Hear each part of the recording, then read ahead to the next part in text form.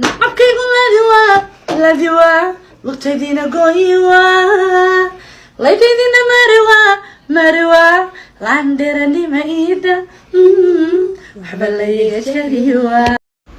kulan wacan oo wanaagsan saaxiibayaal, halkani waa janalka goobta media. maantana waxaa idin hayaa fanaanada caanka ah ee Hodan Cabdiraxmaan, isla markaana u dhaxda fanaanka isna caanka ah reer Hargeysa ee Mursal Muuse ayaa waxa ay soo qaaday hees baraha bulshada aad u qabsatay saacadihii la soo dhaafay ama maalmihii la soo dhaafay. heestaas ayaa waxaa loogu magac daray Laandheere. dad u badan gabdho ayaa markaasi iska soo duubayay barta aaladda TikTok kuwaas oo ku niikinayay. haddaba maxay tahay qisada heestaas iyo weliba dulucda ku jirta? fanaanada caanka ah ee Hodan Cabdiraxmaan ayaa ka sheekeysay, waxa ayna sheegtay in heestaas ay tahay qiso dhab ah oo markaasi laga sameeyay gabar ku nool magaalada Hargeysa iyo wiil ku nool magaalada Hargeysa ee deegaanada Somaliland.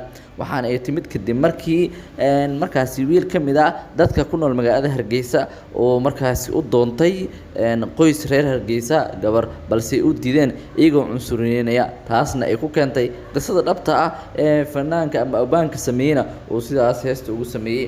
heesta Laandheere kali waa ayaa aad baraha bulshada loogu hadalhayaa daawade.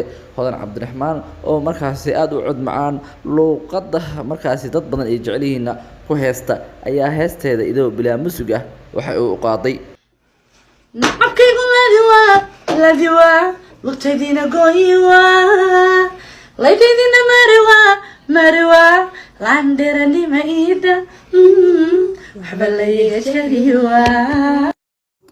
fanaanada caanka ah ee Hodan Cabdiraxmaan ayaa hadda qorsheynaysa in ay markaasi soo qaado heeso waali ah, maadaama sanadihii la soo dhaafay fankeeda hoos ugu dhacay.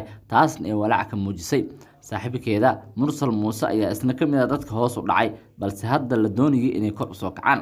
heesta Laandheere oo ay qaaday fanaanada caanka ah ee Hodan Cabdiraxmaan ayaana saacadihii la soo dhaafay dadku si aan caadi ahayn isaga duubayay barta ay ku leeyihiin aaladda TikTok. haddaba daawade, ma taageersan tahay fanaanada caanka ah ee Hodan Cabdiraxmaan Dheere maadaama laba fanaan ay iska dhaleen? fadlan muuqaalkan sheer dheh oo la wadaag asxaabta.